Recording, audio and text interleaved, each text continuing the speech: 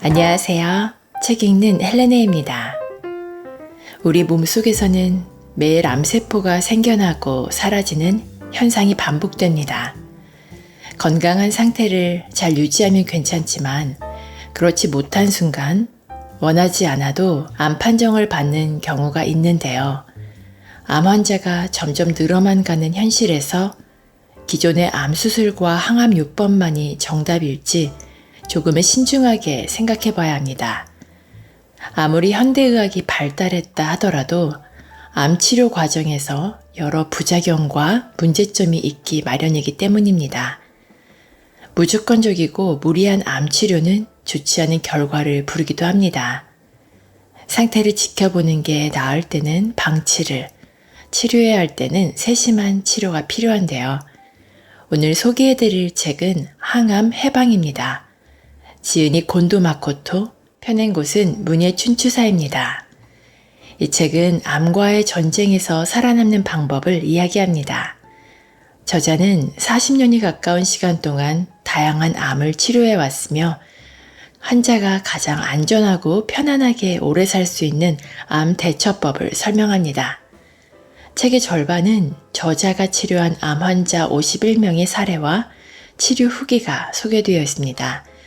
보다 자세한 내용을 알아보기 위해 책 속으로 들어가 보겠습니다. 암을 모른 채 치료받지 말자. 오랜 기간 암을 치료하면서 뼈저리게 느끼는 점은 환자들이 암 치료법을 잘 모른 채 의사가 하라는 대로 치료받는다는 것이다. 그러다가 부작용이나 후유증으로 후회하는 비극적인 상황이 너무나도 많다. 그러니 암에 대한 기본적인 정보는 알아두자. 암은 정상세포에 변이 유전자가 쌓여서 생긴다. 발생 요인에는 유전이나 발암물질 등이 있으며 가장 많은 요인은 정상세포가 분열하는 과정에 복제되는 유전자의 복사 오류다. 암은 전이하는 특성 때문에 최종적으로는 사람을 죽음에 이르게 하는 악성 종양이지만 명확한 정의는 없다. 진단은 세포 생김새로 확정한다. 암으로 의심되는 조직을 채취해 병리학자가 현미경으로 확인한 후 형태가 일그러져 있다면 암이다. 그 중에는 전이하지 않는 세포도 많이 포함되어 있다. 암을 내버려 두면 점점 커진다는 말은 사실 오해다. 나는 다양한 암의 무치료 경과를 수백 명 정도, 아마도 세계에서 가장 많이 지켜보았을 것이다. 관찰 결과는 1. 증대한다. 2. 변화 없다. 3. 축소한다. 4. 소멸한다 중 하나에 속한다. 통증이나 괴로움 등의 증상이 없는데도 국가건강검진이나 암검진, 개인 종합건강검진 과정에서 발견되는 암은 대부분 크기의 변화가 없고 저절로 작아지거나 없어지는 사례도 흔하다. 반면에 자각 증상이 있는 진행성 암을 방치하면 대부분 1년에 수 밀리미터 정도씩 커진다. 급속하게 증대하거나 몇 년 동안 커지지 않기도 하고 전이가 자연 소실되는 사례도 있다. 진행성이면서도 커지지 않는 휴면암 또는 휴면암세포도 있는데 이유는 불확실하다. 담당 의사로부터 전신검사 결과 전이가 없다는 말을 듣는다면 가능성은 1. 정말로 전이가 없거나 2. 아주 작은 전이가 증대 양상을 보이다가 언젠가 검사에서 발견되거나 3. 미세한 전이가 있지만 휴면 중이라 증대하지 않는 경우다. 3에 해당한다면 휴면 암세포를 깨우지 않는 게 중요하다. 유사암, 진짜암은 전이 능력으로 결정된다. 검사를 통해 발견할 수 있는 암은 1cm 전후까지 자란 다음이다. 최초의 암세포가 생성된 후 5에서 20년쯤 지나면 암세포는 약 10억 개로 늘어난다. 전이하는 성질이라면 애초에 전이가 일어났을 것이고 그 단계에서 전이하지 않았으면 전이 능력이 없다고 판단한다. 66건의 유방암 연구에서는 대부분 1mm 이하에서 전이가 개시되고 별도의 실험적 연구에서도 암이 바로 전이하기 시작하는 것을 확인했다. 또 세계에서 가장 권위 있는 의학 잡지 뉴 잉글랜드 저널 오브 메디신에는 위암 전이 타이밍, 암세포는 만들어진 순간 전이하기 시작한다라는 해설 기사도 실렸다. 그러나 암은 내버려두었을 때 전이한다라고 끈질기게 이야기하지 않으면 암검진이나 수술을 받는 사람은 급격히 줄어든다. 그러니 의사들은 내버려두어도 전이하지 않는 암의 존재를 인정하지 않는 것이다. 방치해도 전이하지 않는 암은 성질상 양성 종양으로 단순한 무록이다. 나는 이것을 유사암이라고 이름 붙였다. 반면에 발견되었을 때 이미 전이가 숨어있던 암은 악성 종양으로 말 그대로 암이므로 진짜 암이라고 부른다. 병리의사는 암을 확정할 때 세포를 현미경으로 관찰하면서 외형 및 인상을 토대로 판독하므로 진짜 암과 유사암을 구분하기 어렵다. 그러나 5년 후에도 환자가 생존할 유사암의 가능성이 어느 정도인지는 추측할 수 있다. 일반적으로 1기까지를 조기암이라고 한다. 기본적으로 어느 부위 고형암이든 진행 정도는 1기에서 4기까지로 분류하며 유방암이나 자궁경부암 등은 0기부터 시작한다. 조기암 대부분은 검진 때 발견되고 자각 증상이 없다. 한편 가래에 피가 섞여 나오는 혈담 등의 증상이 있어 스스로 깨닫는 진행성 암 중에는 자라는 속도가 빠른 것도 많아서 검진 단계에서는 찾아내기 어렵기도 하다. 또 일찍이 전이를 마쳤기에 서둘러 치료해도 나아지지 않는다. 오히려 수술로 자극을 가하면 잠들어 있던 암이 날뛰어서 조기 사망을 서두르게 된다. 항암제로 낫는 암, 낫지 않는 암. 항암제로 나을 가능성이 있는 대표적인 암은 급성 백혈병이나 악성 림프종 등의 혈액암이다. 가능성은 진행도나 나이에 따라 다른데 골수종처럼 낫지 않는 혈액암도 있다. 위암, 폐암, 대장암, 유방암, 전리쇠암 등의 고형암이 진짜 암이면 항암제로는 낫지 않고 수명 연장 효과도 없다. 예외적으로 소아암, 정소종양, 자궁 육모막 암종은 항암제로 나을 가능성이 커진다. 이 책에서는 단순히 고형암이라고 하는 경우 나을 가능성이 있는 암 종류는 포함하지 않겠다. 나도 과거에는 강력한 항암제로 유방암을 치료했으나 지금은 유방암을 비롯한 고형암에 대한 항암제 치료는 효과가 없으며 유해하다고 공언하고 다닌다. 그 사이에 무슨 일이 있었을까? 많은 사람이 화학요법을 받는데 의사가 효과도 없고 해로운 것을 환자에게 쓸 리 없잖아 라고 생각하는 사람도 많을 것 같으니 항암제에 얽힌 내 이야기를 섞어 설명하겠다.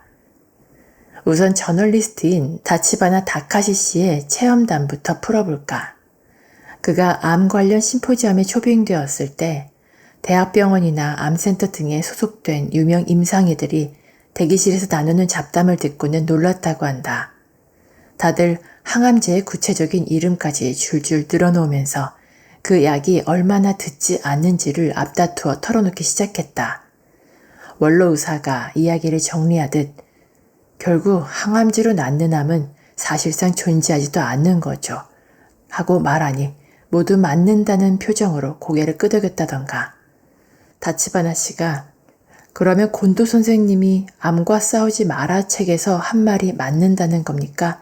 하고 물으니 원로 의사가 그렇죠. 그걸 모르는 사람이 어디 있습니까? 라고 했다. 이견이 나오지 않아서 다치바나 씨는 곤도의 논리는 기본적으로 옳구나라고 새삼 깨달았다고 한다. 꿈의 신약, 분자표적 치료제의 한계.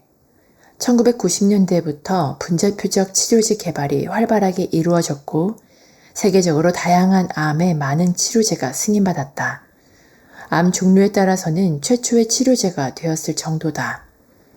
항암제가 정상세포까지 공격하는 데 반해 분자표적 치료제는 암세포의 특정 분자만을 공격할 목적으로 개발되었다. 그러나 암세포는 정상세포에서 떨어져 나왔으므로 암조직에 존재하는 특정 분자는 정상조직에도 존재한다. 결과적으로 분자표적 치료제를 투여하면 정상조직까지 파괴해서 극심한 부작용을 동반한다. 분자표적 치료제라고 이름이 붙었어도 유감스럽게도 표적을 겨냥해 타격하기는 불가능해서 정상세포까지 무차별 공격하는 항암제와 큰 차이가 없다. 유효한 분자 표적 치료제도 있다. 혈액암 일종인 만성 골수성 백혈병에 대한 분자 표적 치료제 이메티닙이 그 예다. 너무도 효과가 좋아서 미국과 일본에서 비교 시험 결과를 기다리지 않고 승인이 났고 이메티닙 단독 투여가 항암제를 대신하는 표준 치료가 되었다. 그런데 어떻게 혈액암의 이메티닙만 성공했을까? 혈액암의 표적이 되는 비정상적 단백질이 백혈병 세포에만 존재하기 때문에 이 단백질 움직임을 거의 봉쇄해서 백혈병 세포 수를 격감시킬 수 있었기 때문이다. 단지 백혈병 세포 안에만 존재하는 비정상 단백질을 겨냥하기는 하나 전술한 대로 정상세포의 모든 분자 활동을 적잖이 저해하기도 하고 부작용이 꽤 심각해서 이메티닙은 독극물로 분류되어 있다. 그래도 이메티닙은 분명히 수명 연장 효과가 있는 우수한 약이라고 할 수 있다. 방사선 치료. 방사선 치료는 성적이 수술과 다르지 않으면서 장기를 보존할 수 있어서 서양에서 적극적으로 적용하는 치료법이다. 그런데 일본에서는 역사적으로 수술 절대주의라는 게 존재해서 병원 내에서 힘의 균형에 밀린 방사선 종양학과는 목소리를 크게 못 낸다. 환자를 상담할 수 있는 의사도 일반적으로 외과 의사나 산부인과 의사 등 수술의다. 환자가 제일 처음으로 내과를 방문한다 해도 수술이 가능할 것 같으면 수술하는 진료과를 소개할 정도다. 하지만 수술의는 장기 전체의 적출이나 부분 적출을 유도하고 방사선 치료에 대해서는 단점만 나열하기 쉽다. 따라서 환자가 담당 의사에게 방사선 치료과를 소개해달라고 적극적으로 말할 필요가 있다. 자료도 꼼꼼하게 조사해야 한다.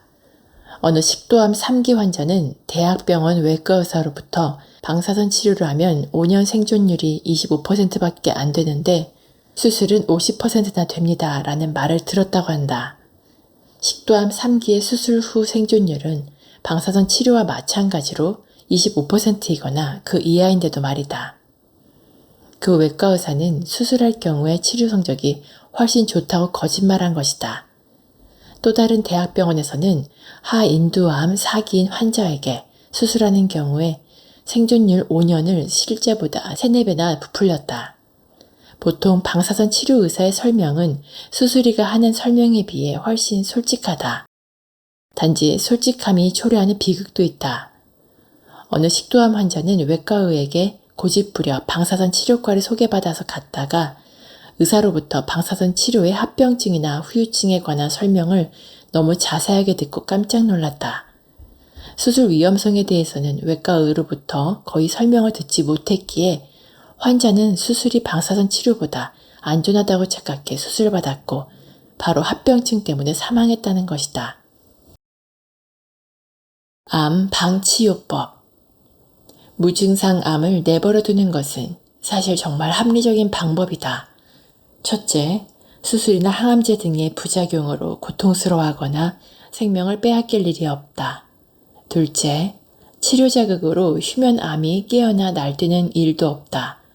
셋째, 표준 치료는 암 발생 원인이 될 수 있으나 방치하면 그럴 걱정도 없다.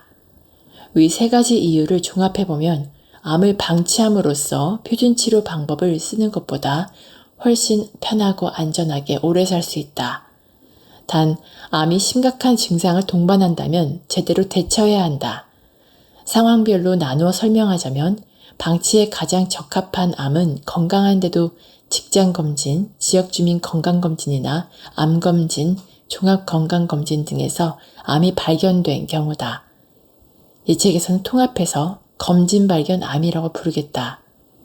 검진 발견암은 증상이나 닥쳐올 생명의 위기도 없으므로 방치하면 된다. 검진 발견 암들의 압도적 다수는 유사암으로 증대하는 일이 아주 드물다. 특히 검사하지 않았다면 발견되지 않았을 유방암이나 전립腺 암은 거의 모두 방치해도 전이하지 않는 유사암이다. 한편 위암, 폐암, 대장암 등은 검진 발견암이라도 전이가 숨어있는 진짜 암일 가능성이 커진다. 하지만 치료만 안 하면 진짜 암이라도 날뛰기 어렵다. 검진 발견 암 중에서 가장 무서운 종류는 췌장암이다. 크기가 작더라도 이미 다른 곳으로 전이한 진짜 암이 많고 의사가 조기에 발견해 다행이라고 말해도 일단 수술받으면 암이 날뛰어 일찍 죽는다. 완화 케어의 힘. 출혈이나 통증 등의 자각 증상 때문에 의료기관에서 검사받고 암이 발견된 사례를 이 책에서는 증상 발견 암이라고 부르겠다. 방치요법이라고 해서 절대로 아무런 수단을 쓰지 않고 내버려 두는 요법은 아니다. 괴로운 증상은 한시라도 빨리 덜어내야 하므로 적절한 처치를 해야 한다.